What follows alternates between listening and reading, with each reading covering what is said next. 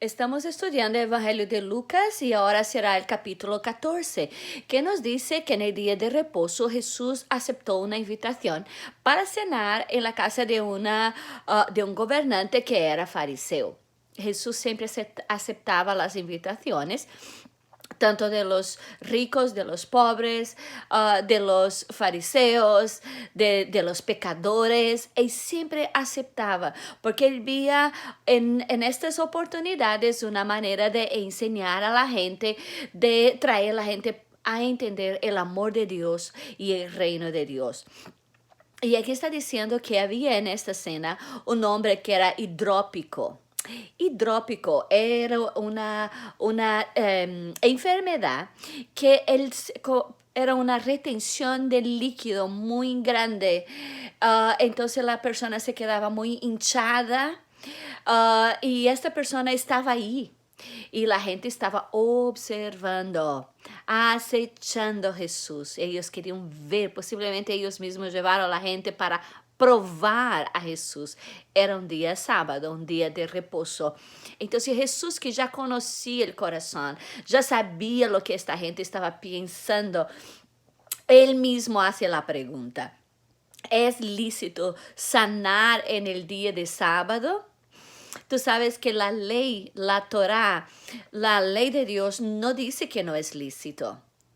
Pero la tradición moral de los rabinos decía que no podía sanar, no podía hacer tratamiento médico en el día sábado, pero esa era una tradición y ellos escuchaban mucho más la tradición oral que la propia ley de Dios, la ley moral. Y todo este tiempo ellos estuvieron chocando con Jesús exactamente por causa de eso, casi todo el tiempo.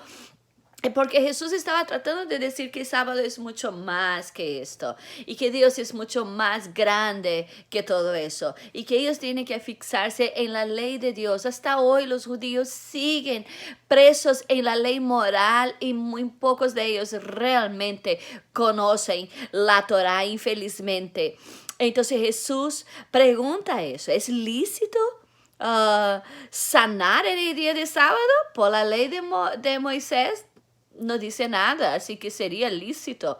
Pero la tradición de ellos dice que sí. Y ahí ellos no saben qué decir y no dicen nada. Entonces Jesús, como ellos se callaron, tomó este hombre y lo sanó. Y lo despidió, es decir, él no hacía parte de la fiesta, ¿no? Porque lo despidió, ahora estaba sano, ¿no? Él estaba ahí, pero no hacía parte de la cena entonces.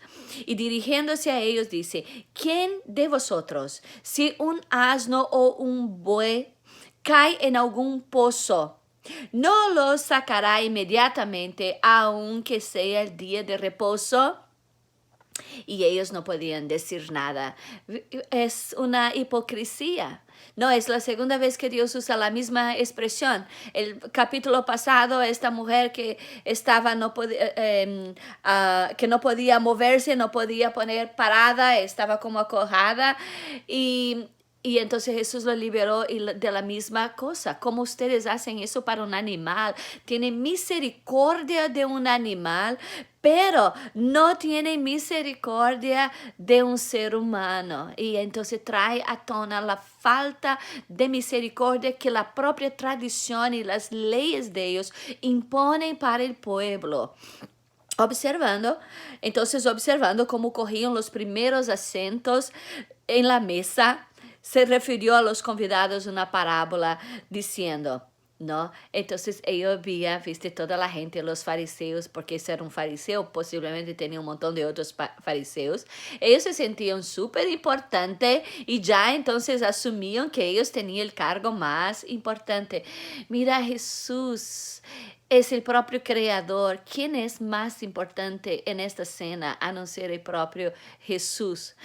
Claro, vendo por ojos humanos, los ojos humanos tienen una manera de ver las cosas tan negativa y a veces tan pequeña, ¿no? Porque está delante del creador de todo lo que tenemos y se siente más importante que él. Interesante. Cuando fueres convidado por algunas bodas, no se sienta en el primer lugar. No sea que venga el dueño de la casa, ¿no? Y encuentra un invitado más distinguido que tú y entonces tú tienes que bajar. Tú fue allá primero y bajar. ¿Cuántos de nosotros pensamos que somos lo más importante? Y aquí está diciendo que muchas veces Dios va a venir y va a decir, mira, tú no eres lo más importante. Hay alguien más importante que tú. Y ahora tú tienes que bajar y tú tienes que ir a otros lugares. Y aquí está diciendo, va a ser una vergüenza. Pero todo lo contrario, espere. Siéntate en el último lugar para que venga el dueño y dice, no, venga, tú estás más adelante, venga y sienta. Porque normalmente los invitados son sentados o eran sentados con orden de importancia. Entonces tenía un lugar para cada uno, que nos sentamos en lo último. ¿Cuántos de nosotros queremos ser primeros? ¿Cuántos de nosotros queremos ser exaltados? Y aquí dice, porque cualquiera que se enaltece será humillado, y que se humilla será enaltecido. Muchos de nosotros pensamos que somos grande cosa y Dios va a venir y va a decir, mira, tu lugar es más allá abajo. Y muchos de nosotros que nos sentimos que no somos tan importantes, quizás el Señor viene y dice, no, tú tienes un lugar, un asiento de más importancia. De cualquier manera, lo que Jesús está tratando de decir es que lo importante es nuestra posición delante de Dios, no delante de los hombres. Los hombres ven el exterior, Dios ve el corazón. Dios es aquel que puede realmente traer para nosotros el lugar correcto y darnos la honra que realmente necesitamos. Y nos vamos a sorprender, porque mucha gente que tú piensas que es muy humilde, en el reino de Dios va a ser muy exaltado. Y muchos que pensamos que son grande cosa, ya allá en el reino de Dios quizás va a ser un lugar bien más abajo. Entonces tenemos que ser humillados para sernos exaltados y dejar que Dios nos exalta. Y dijo también a que la había invitado, no hagas comida o cena, no llame a tus amigos o a tus hermanos, a tus parientes, ni tus vecinos ricos. No sea que ellos a su vez vuelven a invitarte, a convidar, y seas recompensado. Lo que Jesús está tratando de decir es que cuando nosotros hacemos alguien para alguien, es lo menos que hacemos algo para alguien, que hacemos para alguien que no podrá recompensar, porque entonces en el cielo Dios nos recompensará. Porque si nosotros hacemos una cena para alguien y esta persona nos devuelve esa cena, entonces fuimos recompensados ya. Y recibimos aquí en la tierra el galardón, la recompensa de lo que hicimos. Pero cuando invitamos, aquí dice, mas cuando hagas banquete, llama a los pobres, a los mancos, a los cojos, a los ciegos. Esto es, gente que no va a poder recompensar o retribuir a ti lo que tú hiciste para ellos. Entonces, cuando tú haces para ellos, ellos no te pueden recompensar. Entonces, ¿quién te va a recompensar? Recompensar será nuestro Dios. Y dice, y serás bienaventurado porque ellos no pueden recompensarte, pero te será recompensado en la resurrección de los justos. Mucho mejor. Muchas veces la gente dice, oh, mira, que Dios te pague, no puedo pagarte. Entonces, yo siempre digo, qué bueno, porque la recompensa de Dios es mucho mejor que la recompensa que hay de la tierra. Y qué cosa que aquí en la tierra siempre estamos tratando de ser visto y de hacer cosas para personas ricas. Personas ricas ganan regalos de todos los tipos. Personas ricas siempre están siendo honradas, siempre están siendo ofrecidas cenas y comida e invitaciones porque ellos pueden recompensar. Pero nuestra recompensa viene de Dios. Y dice, oyendo uno de los que estaban sentados a la mesa, dijo, bienaventurado el que coma pan en el reino de Dios. Posiblemente él usó esta expresión, que era una expresión bien común, una expresión piedosa y bien común ahí en este lugar. Entonces él usó esta expresión más, creo que para desviar este asunto. Jesús, tú eres invitado a una cena. En vez de agradecer a este hombre, tú vienes ahora y hablando de, no, humillando a la gente, porque toda esta gente se sentía muy grande, ¿no? Todos ricos ahí porque eran gobernantes. Esto aquí estaba la nata, estaban, viste, toda la elite del pueblo de Israel. Entonces, y Jesús me viene con una parábola, está tratando de suavizar, pero Jesús no está queriendo suavizar. Él sabía quién era esta gente, él sabía lo que ellos pensaban, lo que ellos decían, lo que ellos hacían. Jesús sabía de todo y sabía que la única manera de llegar a los corazones de ellos es que ellos sean confrontados con la palabra de Dios y confrontados con los ensinamientos de Jesús.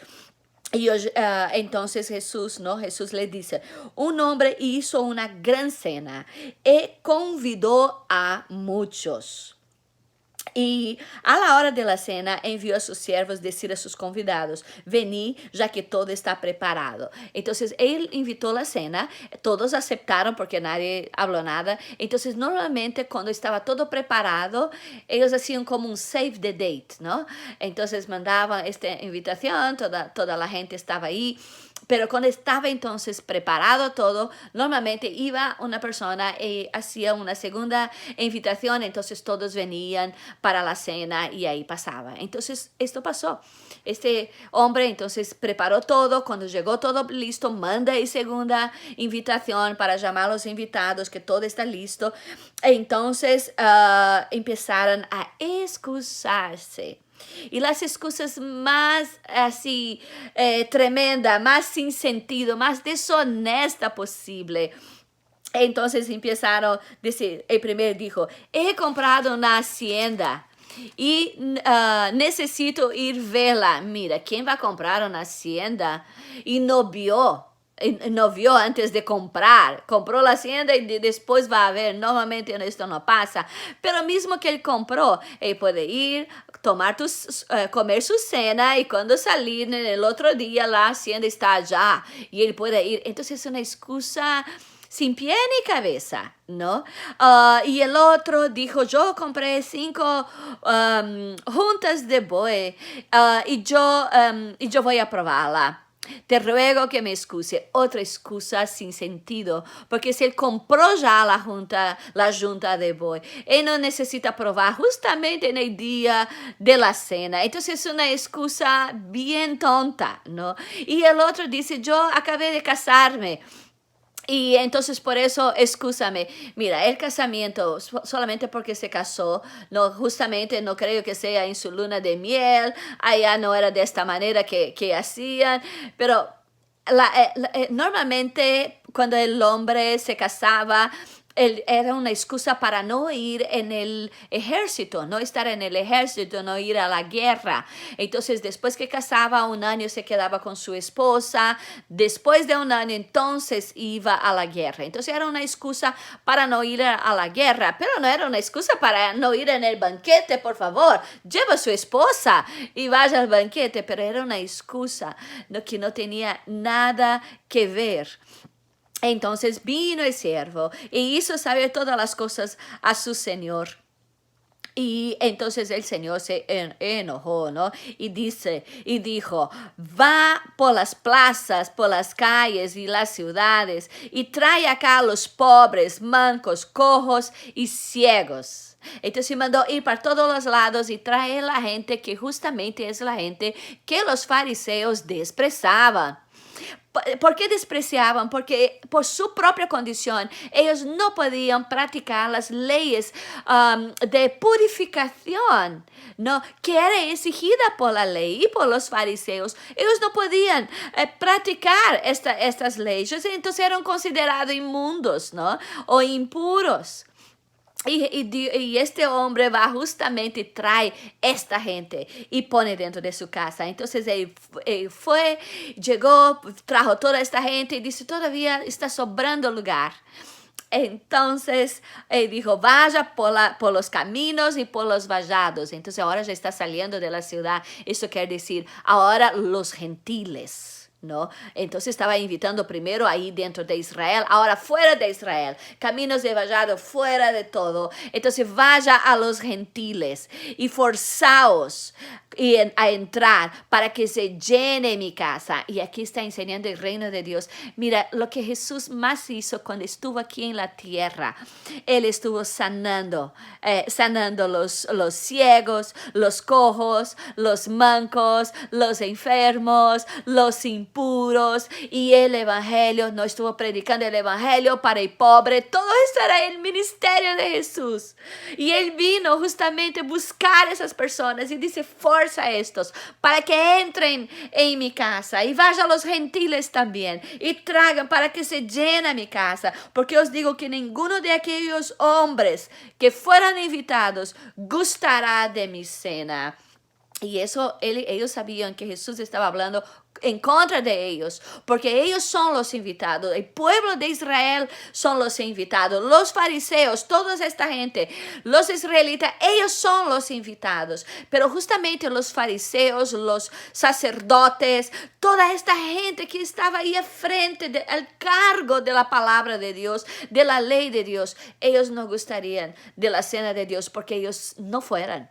Ellos están rechazando abiertamente el Mesías y el ministerio que el Mesías trae para nosotros. Pero igual, nosotros somos los pobres, los ciegos, los cojos. Nosotros somos los que están en los caminos y los vallados, los gentiles que entran en esta cena con Dios. Y ahí vamos a gozarnos con Él. Y aquí está diciendo que grande multitud ia con él y voltándose dijo. Entonces había un montón de gente de todos los lados, de todos los tipos. Esa multitud de gente estaba caminando con Jesús, yendo a Jerusalén. Y entonces Jesús empieza a hablar, porque mira, tanta gente siguiendo, mucha gente ya no sabía más porque estaba siguiendo. Claro, Jesús multiplicaba el pan, el peces, Él hacía todos los milagros, la gente que estaba enferma era sanada. Entonces, a dónde iba, conforme estaba caminando hacia Jerusalén, la gente se iba amotinando alrededor de Jesús. Y esa multitud iba creciendo, todos camino a Jerusalén. Nosotros estamos caminando hacia Jerusalén también. Y estamos caminando con Jesús. Y yo te digo, tú estás caminando hacia Jerusalén con Jesús. Estamos caminando ahí, esta caminada. Pero cuando caminamos y somos sus discípulos, entonces Él empieza a decir, si alguno viene a mí y no aborrece a su padre, su madre, su mujer y hijos y hermanos y hermanas, y aún también su propia vida, no puede ser mi discípulo. Entonces tú dices, Jesús, ¿qué discurso es este? ¿Por qué tenemos que odiar? Pero este odiar yo quiero explicar un poquito para ustedes. Este odiar no quiere decir el odio, que tú vas a odiar a esta persona. No es.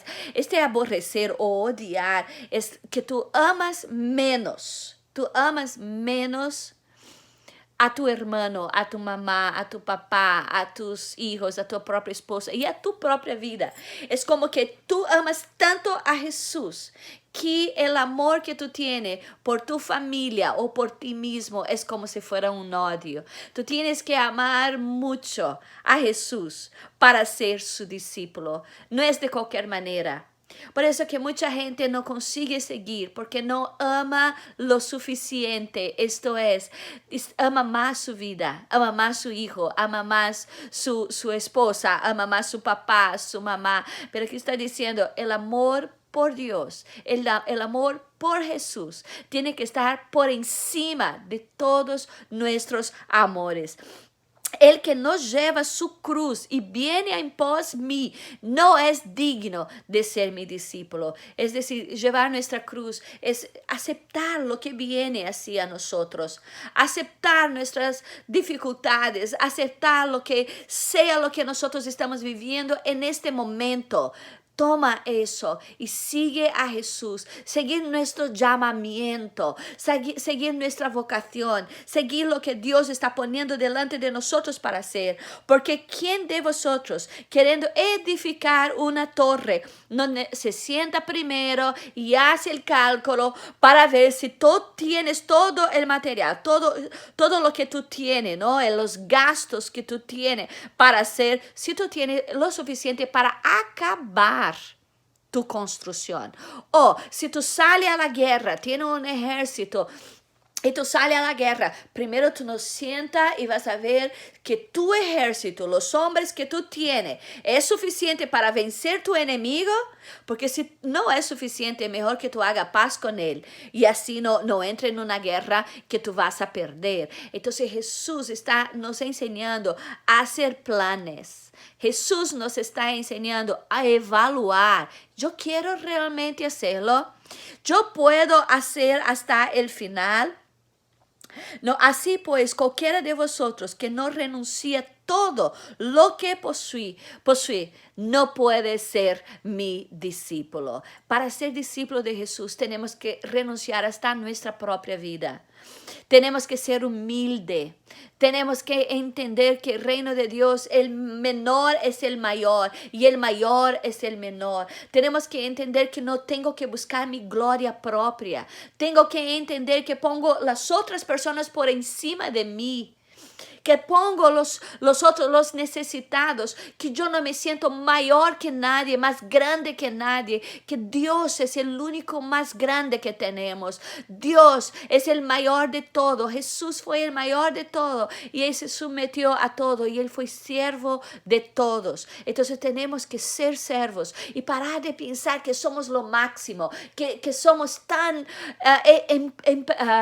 emocionados por nosotros mismos, tan impresionados con nuestras propias capacidades. Nuestra capacidad viene de Dios. Nuestra capacidad viene del Espíritu Santo que actúa en nosotros. Nuestra capacidad viene de Jesús que nos capacita, del Espíritu que nos capacita y no viene de nosotros mismos. Y tenemos que dar a Dios toda la honra y toda la gloria. Buena es la sal. Y la sal es un producto que es usado para conservar y para dar sabor.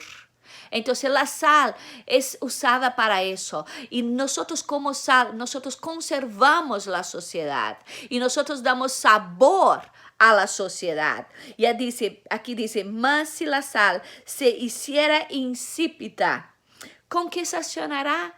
Mira, nosotros somos la sal y tenemos que dar sabor y tenemos que conservar esa sociedad. Pero si nosotros nos tornamos insípidos, si nuestra luz no alumbra y si nuestra sal no salga, no da sabor y no conserva, ¿de qué servimos? Servimos de nada, ni para la tierra, ni para muladar es útil. La arrojan fuera. El que tiene oídos para oír, oiga. Entonces no sirve para nada. Hermanos, tenemos que salgar. Tenemos que tener nuestras prioridades bien puestas. Y sentar y evaluar qué estamos haciendo. ¿Realmente estamos hablando o somos como cualquiera que nos sentimos lo máximo, sentimos lo mejor de todos y no estamos haciendo ninguna diferencia en nuestra sociedad? Dios nos llama a evaluar el precio del discipulado y dar valor, lugar al Espíritu Santo para que Él nos esté amoldando según su voluntad y nos esté hablando tremendamente en nuestros corazones. Que Dios te bendiga mucho con esta palabra. Yo quiero dejar aquí, siempre me gusta dejar un versículo que sea la clave de todo y es el 27 que dice, el que no lleva su cruz y viene en pos de mí no puede ser mi discípulo. El que no toma o que no lleva su cruz y no viene en pos de mí, no puede ser mi discípulo. El Señor te llama, toma tu cruz, sigue a Jesús, es lo mejor que hay. Y después de todo, todavía tienes una recompensa de Él. Que Dios te bendiga con esta palabra.